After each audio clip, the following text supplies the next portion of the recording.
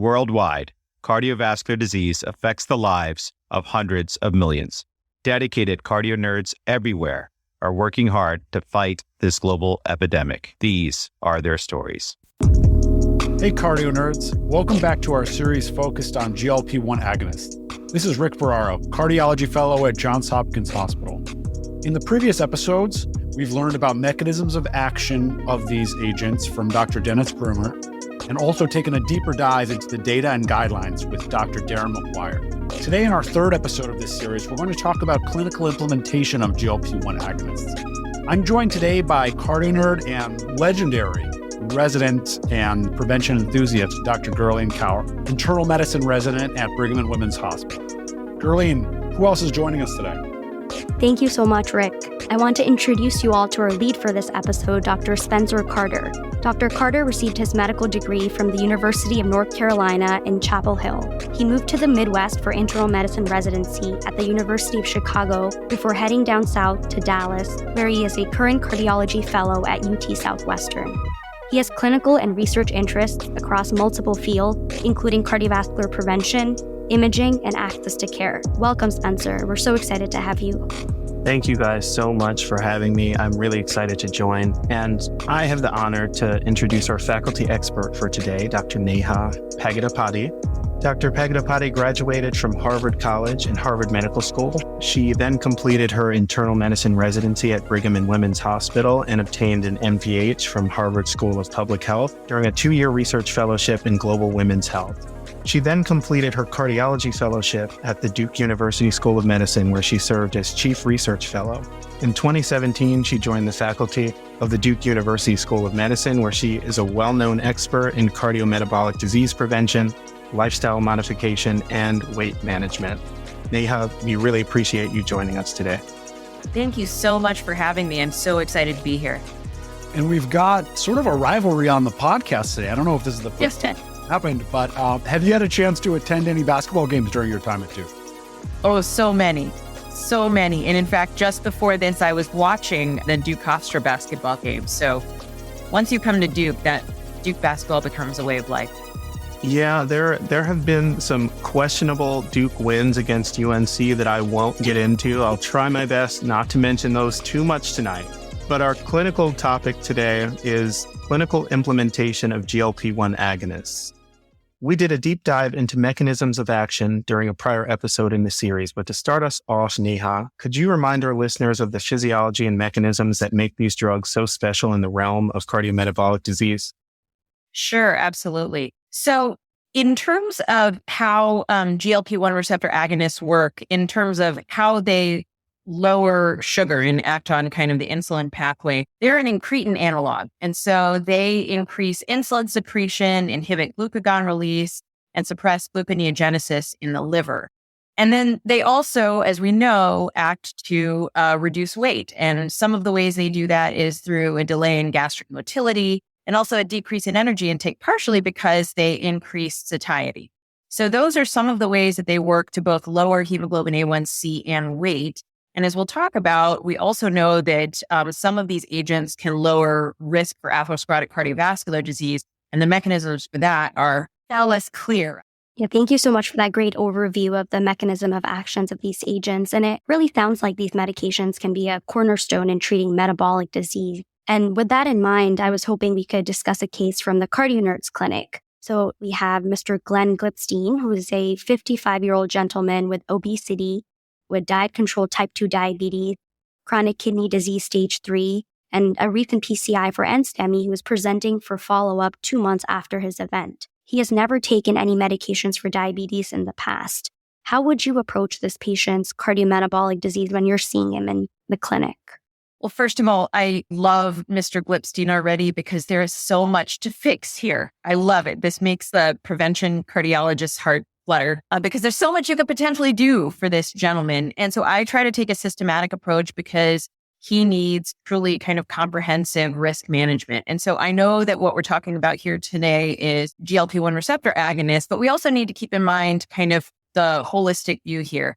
Exercise, diet, what are his lipids, what's his blood pressure? He has CKD, so he probably needs to be on an SGLT2 inhibitor. Has he been screened for metabolic associated fatty liver disease? So just to keep in mind that from a preventive perspective, you want to think about all of those things. But obviously, he also has multiple indications for a GLP-1 receptor agonist. He has obesity, but also very relevant, he has type 2 diabetes and he has known atherosclerotic cardiovascular disease. So the thing I want to emphasize here is that it doesn't matter what his A1C is. This says that he has diet-controlled type 2 diabetes. Regardless of his hemoglobin A1C, he is eligible for and would benefit from a GLP-1 receptor agonist in terms of his atherosclerotic cardiovascular disease risk reduction. And so that has become very clear in the ADA guidelines that regardless of hemoglobin A1C, patients who are at high risk for atherosclerotic cardiovascular disease should be considered for a GLP-1 receptor agonist. And you don't need to have started metformin first, which is also a very important thing, especially for cardiologists, because we are not always in the business of starting metformin. We maybe should be in appropriate patients, but not many cardiologists do. And you don't have to start metformin in order to start these agents. So I think that's a very important point. We know that because he has type 2 diabetes and he's had an NSTEMI, so he has atherosclerotic cardiovascular disease, he will benefit from a GLP-1 receptor agonist because we saw from multiple trials, the LEADER trial with liraglutide, SUSTAIN 6 with semaglutide up to 1 milligram sub-Q, the REWIND trial with dulaglutide.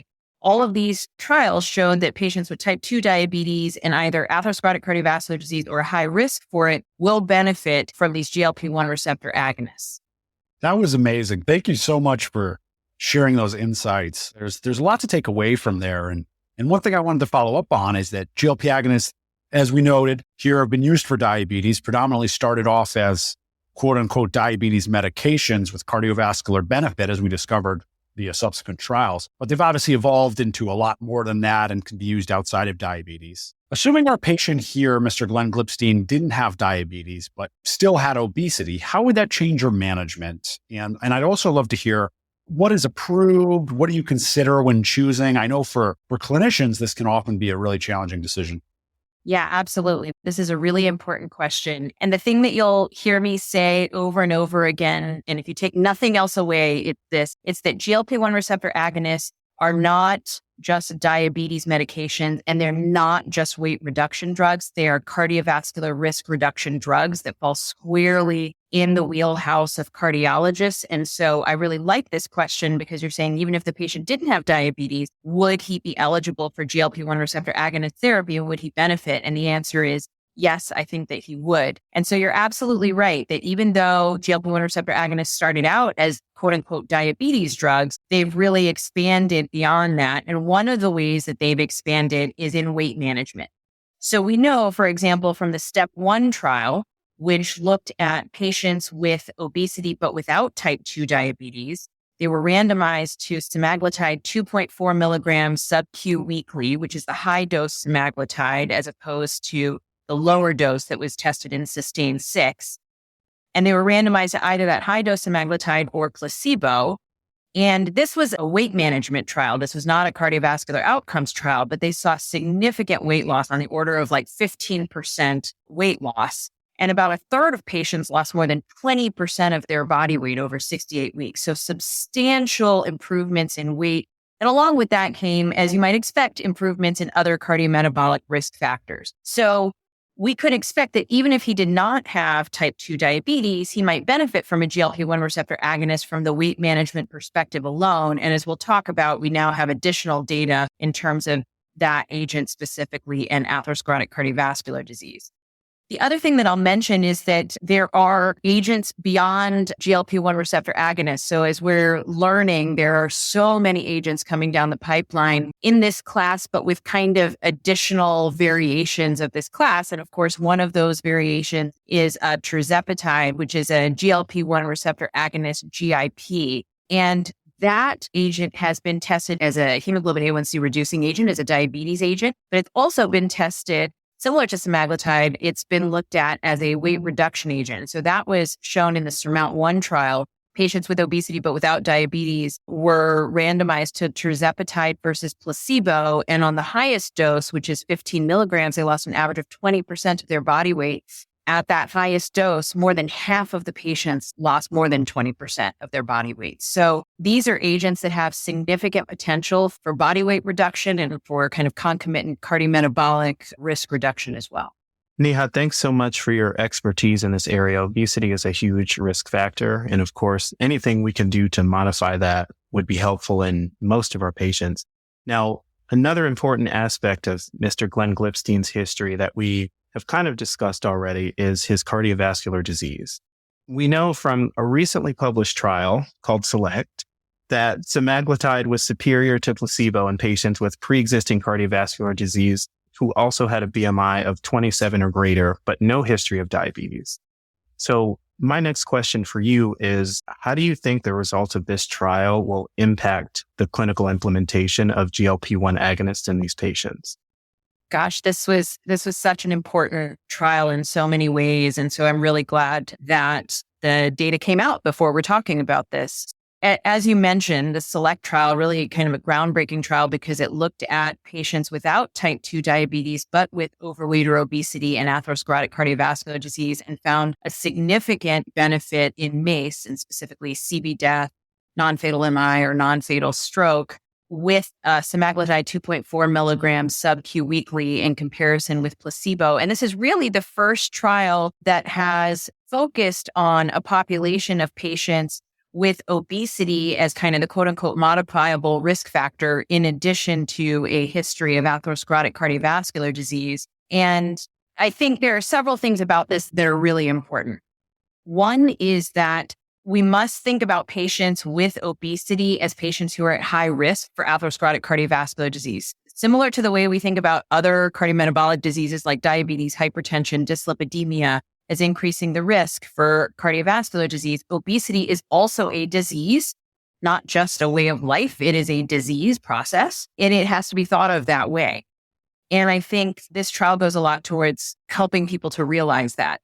At the same time, what this does is it moves even further. It moves the agent semaglutide not just as a weight reduction agent, but more into the realm of cardiologists, because again, this is a cardiovascular risk reduction drug. And not only did we see a benefit in MACE, but there was actually a benefit in heart failure hospitalization and in all-cause mortality.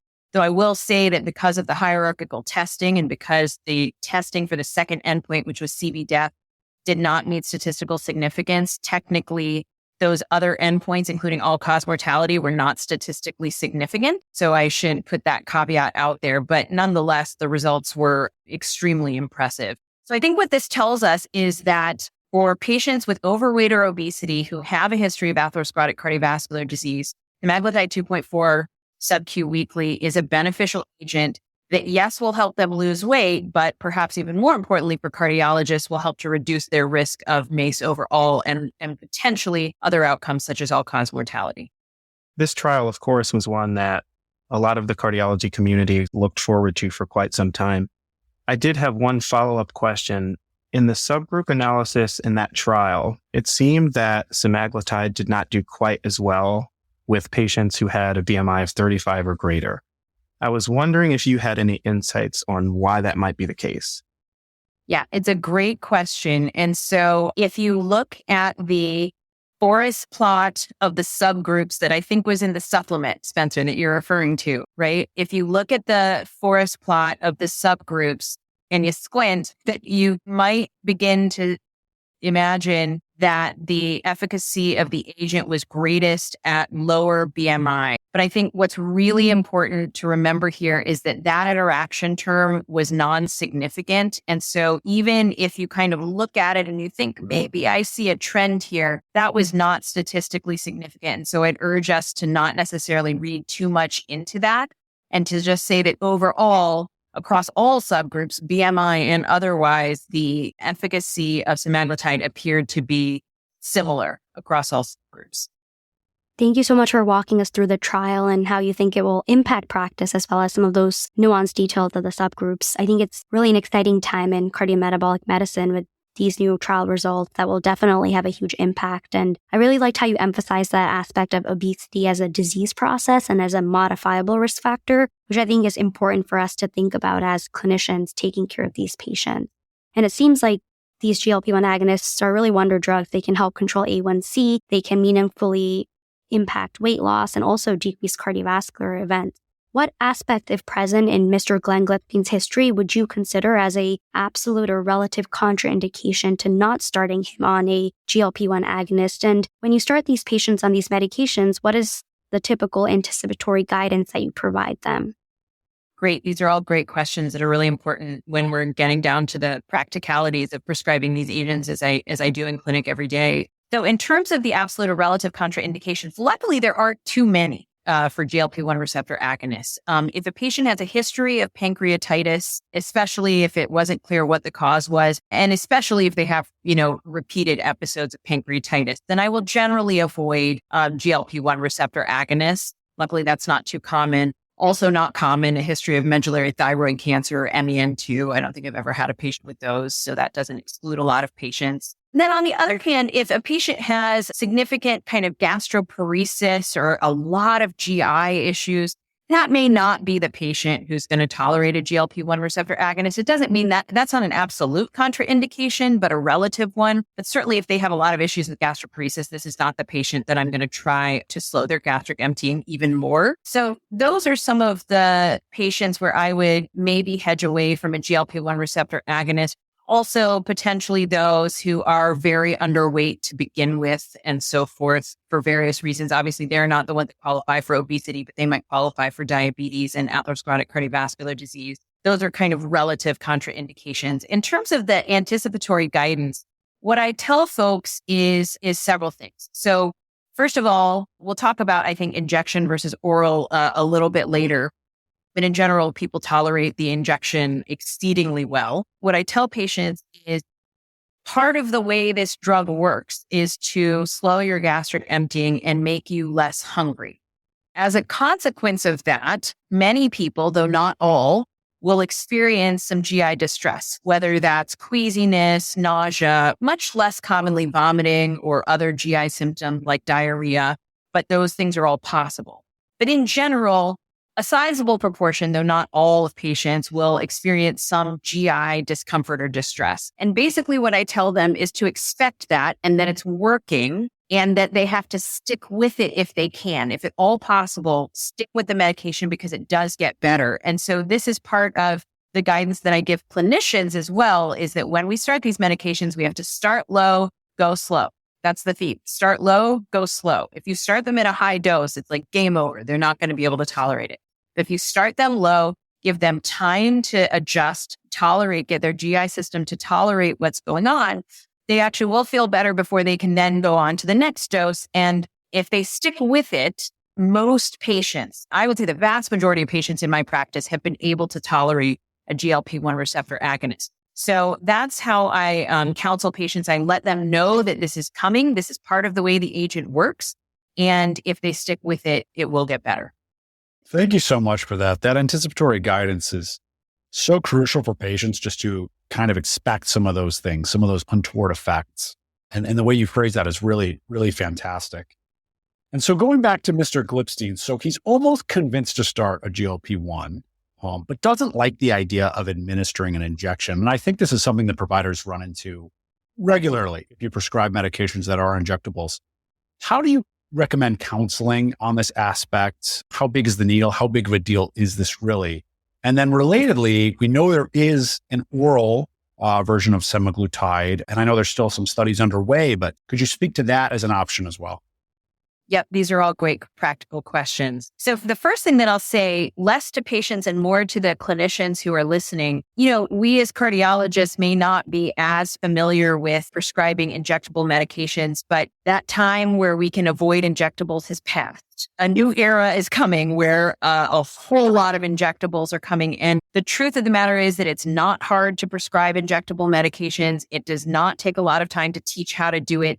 And at the end of the day, we anticipate that patients are going to have more of a hard time with the needle than they actually do. Most patients, like 99% of patients, do absolutely great and have no problems with it, even if they have no history of taking insulin shots or anything like that. So I think sometimes our hesitation and our worry on the patient's behalf about having to use a needle is far greater than than what the patients actually experience. So I'll just put that out there as my own personal experience. So in terms of what I counsel patients, so first of all, what I tell them is I've never had a patient who's had a problem with the needle. And that is true. I've never had a patient who's been like, this needle for Ozempic is too big, because actually the needle is so tiny, you can barely see it. And it's supposedly something on the order of like 2 human hairs. And so the vast majority of patients can't even feel it. That's what I tell most folks, that it's exceedingly easy to inject. And then this is the other tip, whether I should be embarrassed about this or not, I leave up to you. I don't spend the time in clinic teaching people how to inject because I don't need to. There's all these YouTube videos that teach people how to do it. Everybody has YouTube. If you don't have YouTube, then that's different. Then we might have to teach you. But basically everybody knows how to use YouTube, even my kind of elderly patients. And I tell them, do you have YouTube? If you have YouTube the name of the drug that I'm prescribing, and they will show you exactly how to do it. And every single patient that I've recommended that has been like, that worked great. I didn't need anything else. Of course, they can also go to their pharmacist, and their pharmacist can help them learn how to inject as well. But truly, YouTube is like the way to go. Plus, all of these, whatever drug you're using, all of the company websites have great videos as well. So basically, I tell patients not to worry. Most patients don't worry. They do absolutely great and have no issues with the injection. They need to rotate injection sites, so don't keep poking in the same spot. That's just common sense. But other than that, patients do exceedingly well. Now, you asked another great question, and that's around oral semaglutide. So oral semaglutide is marketed as Rybelsus, and currently it's marketed up to the 14 milligram dose, though in trials, they are testing 25 and 50 milligrams as well. You may have seen that come out of the ADA earlier this year in both the Pioneer Plus and the Oasis trials. They looked at higher dose oral semaglutide. But at these lower doses that were tested, for example, in the Pioneer 6 trial, the Pioneer 6 trial was a non-inferiority study of patients with type 2 diabetes and atherosclerotic cardiovascular disease randomized to oral semaglutide versus placebo. And it did indeed show non-inferiority. Now, it was not powered as a superiority trial. So we have an oral agent that is non-inferior to placebo and was not powered, like I said, for superiority. The other issues with oral semaglutide are that it has to be taken at certain times. It has to be taken far away from any food and other medications. So it can potentially be a little bit of a pain to take for patients as well. And it's a daily medication. I personally don't prescribe oral semaglutide that often, not because I can't or that it's bad for patients, but patients do so well with the injectable. It's so easy for them, and patients seem to really like having to take it only once a week. And then we also don't have to worry about the kind of the issues with food intake and stuff like that. And then at the end of the day, I'm a little bit of a purist. If I can choose something with superiority outcomes rather than non-inferiority outcomes, that's what I'm going to choose. So personally, I tend to go with the sub-Q options, but those oral options are out there, and higher doses, which so far in trials leads to greater amounts of weight loss, are coming down the pike. Whether or not those higher doses translate into even greater cardiovascular benefit remains to be seen. Well, thanks so much for that explanation, particularly about the differences between the injection and the oral medication. So luckily for us, Mr. Glenn Glipstein does have YouTube, and he is willing to watch some videos, and he believes that this medication is as legit as we say it is. And so he has started on 0.25 milligrams of semaglutide weekly. Now, my next question is, how do we up-titrate this medication, and how do we up-titrate other GLP-1 agonists in this context? And if patients experience side effects to one GLP-1 agonist, does that mean that they can't take any of the medications in that class, or that they wouldn't tolerate any other ones? Great questions. So the key, as I've said before, with GLP-1 receptor agonists, semaglutide or otherwise, is start low, go slow. So if you start at a high dose, it's never going to work. You have to start at the lowest dose. So for example, for semaglutide, as you mentioned, you would start at the 0.25 milligrams. And in general, what I do is I let them sit at that dose for 4 weeks. Now, in the trials, they were more aggressive because they don't want to spend that long, right? In a trial, in the trials, they were more aggressive and they move people more quickly. But that I think also is part of the reason that in trials, you see higher rates of GI distress and maybe drug discontinuation than you do in the real world, because we take longer. We let patients kind of settle out longer in the real world setting. And so I give, on average, I touch base with patients again 4 weeks later. And I don't do a full visit. I do a phone call, a really brief phone call. How you doing? How are things going? Walk them through any issues that they may be having. If they're doing well, then I'll titrate them up to the next dose. So for semaglutide, that next dose would be the 0.5 and so forth. And I keep doing that until they get to their target dose, whatever that may be for whatever agent they're on. If they experience side effects, like I said, if they can tough it out, they usually go away. But if they can't, it's a great question of whether or not they'll tolerate another GLP-1 receptor agonist. There's no great answer for that. You can certainly try to give them another GLP-1 receptor agonist. In my kind of anecdotal experience, in general, I have not had a lot of luck with getting patients on a different GLP-1 receptor agonist if they didn't tolerate another one. They just, the patients who I personally have had who haven't tolerated one GLP-1 receptor agonist have not really tolerated any.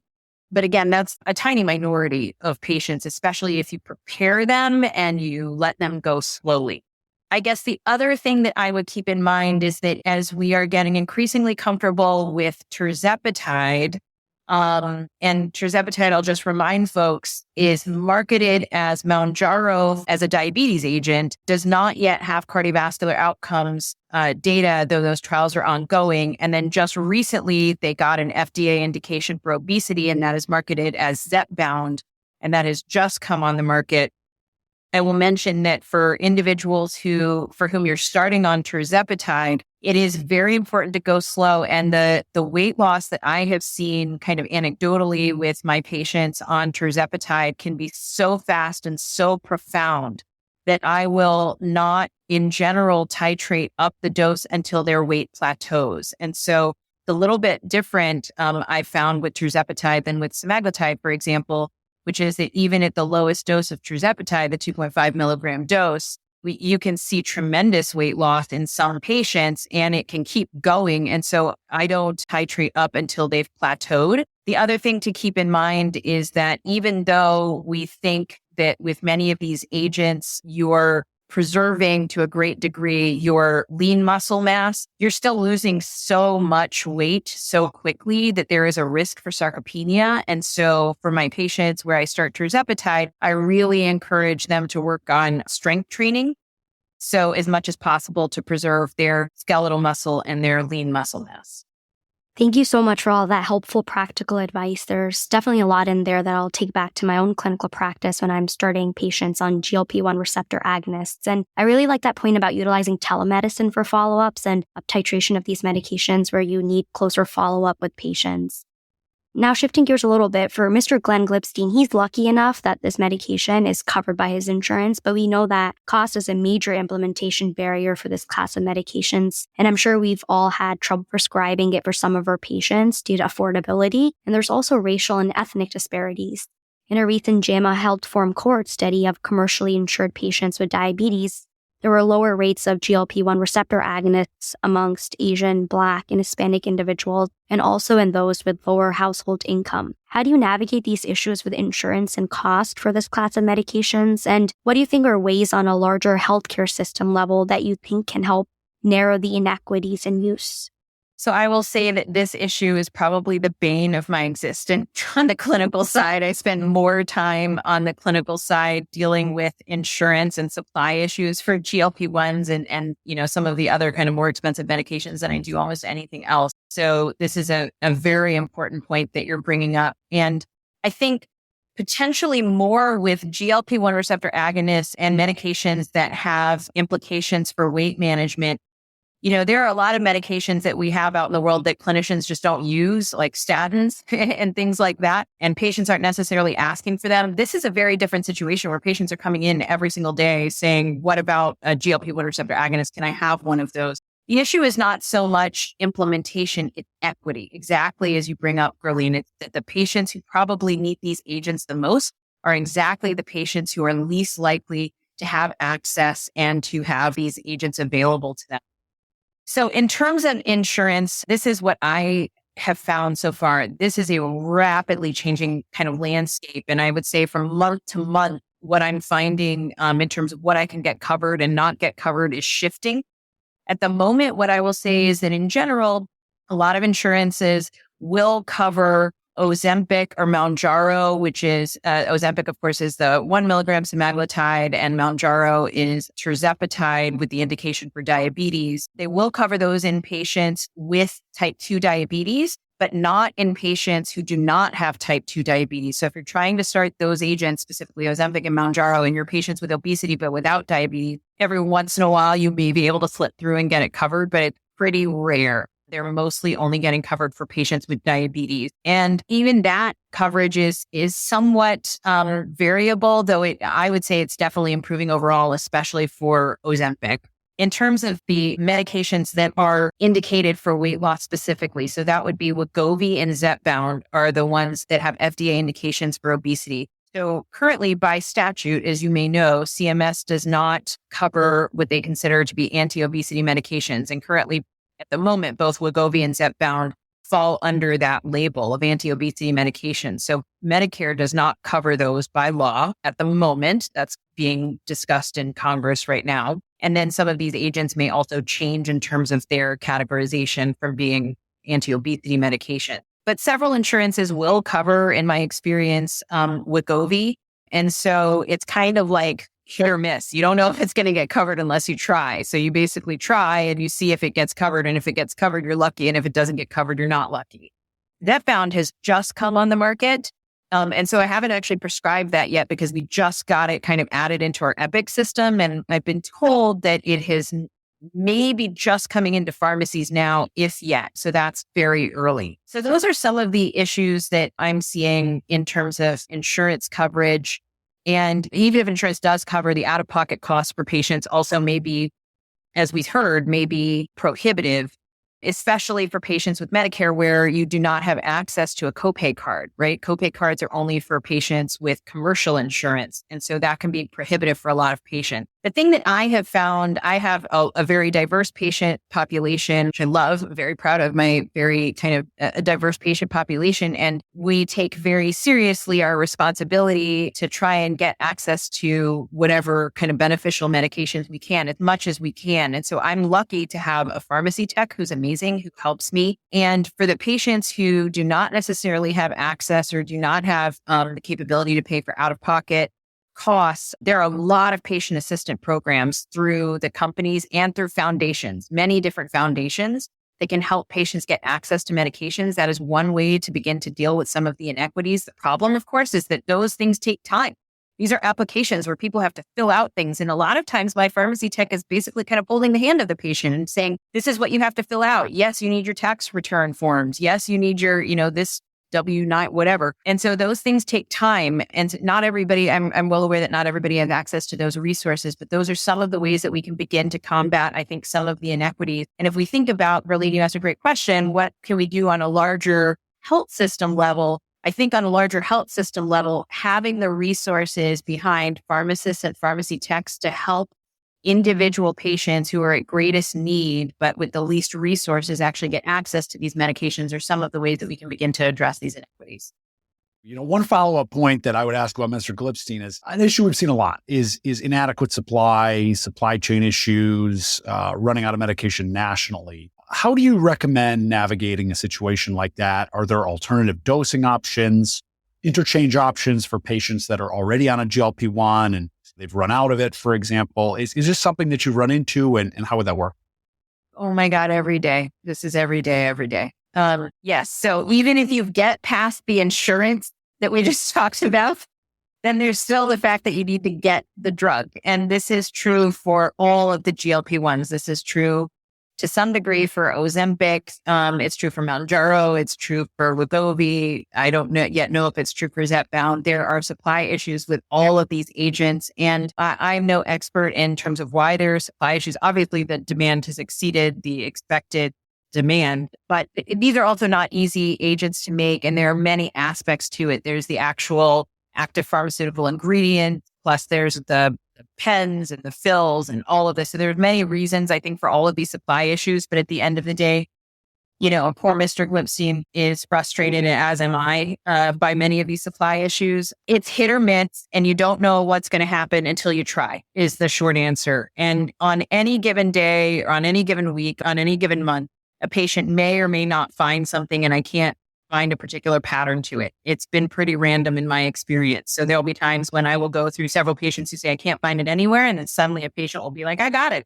I got low dose Wegovy, which is like impossible to get. So I keep trying as an internal optimist. I keep trying and asking patients to try. And if it doesn't work, then we take a break and maybe, several months later could potentially try again. But you're right that, we'll start an agent. Maybe we'll titrate up the dose, 1 or 2 levels, and then they'll run out and they won't be able to find that next dose, in which case we use whatever dose we can. So below that. So we were, trying to get Ozempic and we got the 0.25 and the 0.5, but then we couldn't get the 1 milligram dosing. I would try and keep them on the 0.5, right?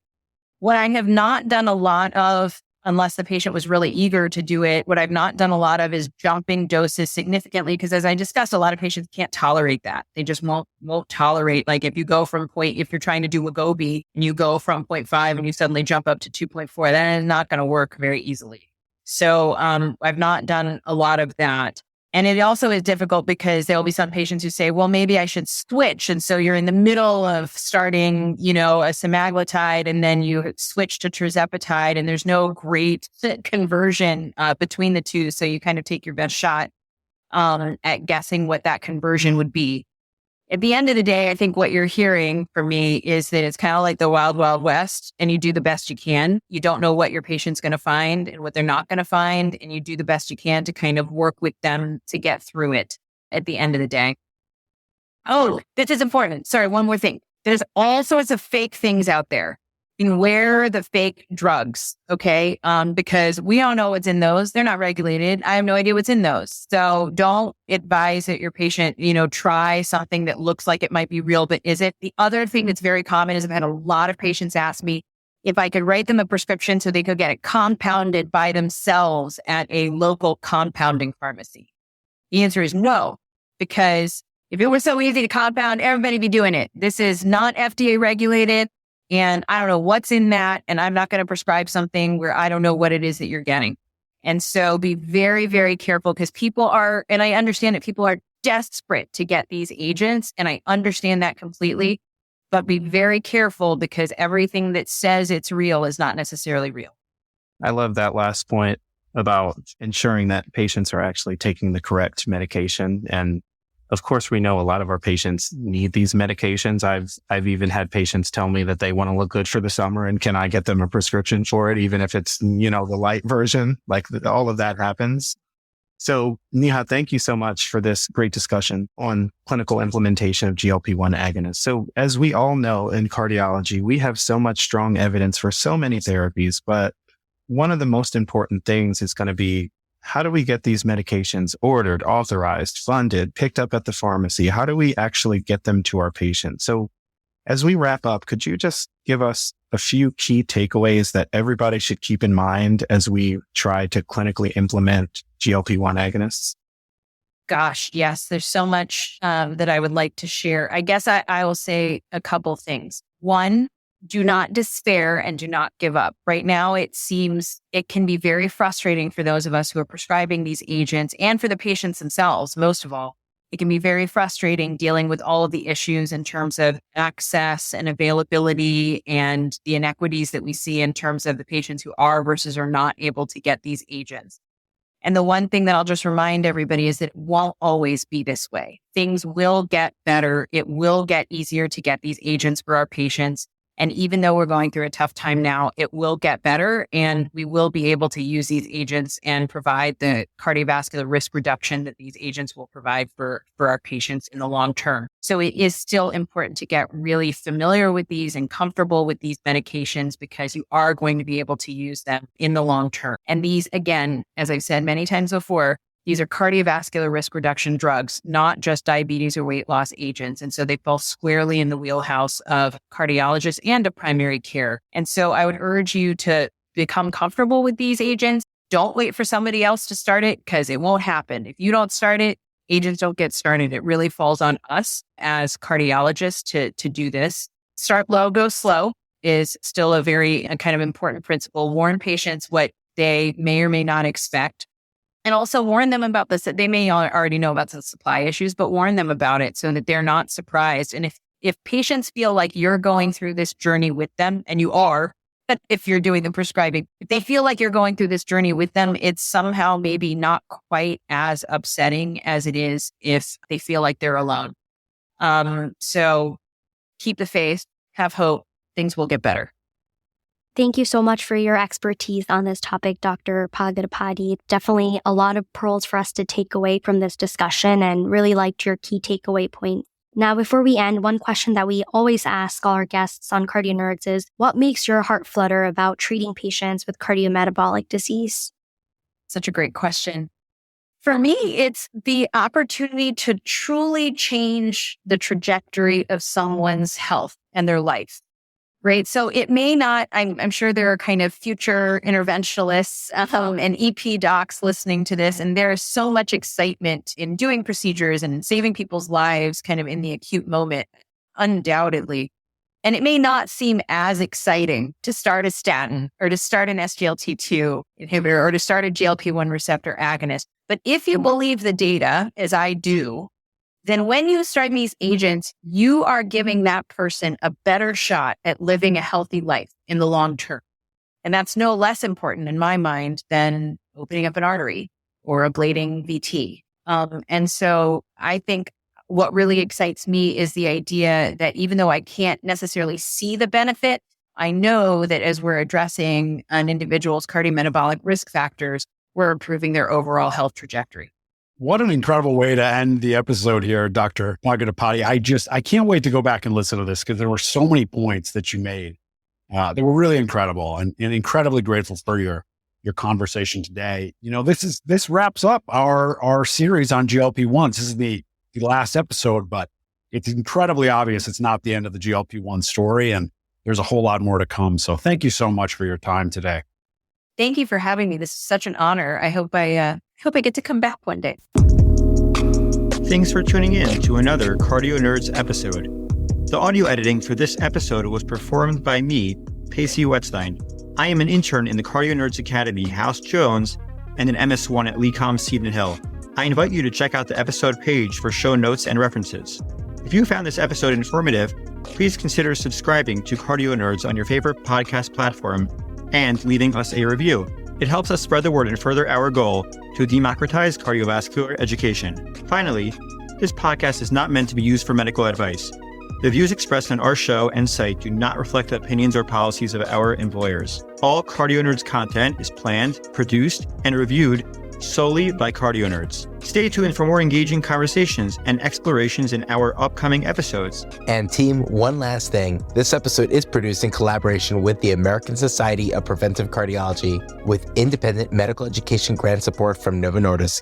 And now it's time to make like an S2 and split.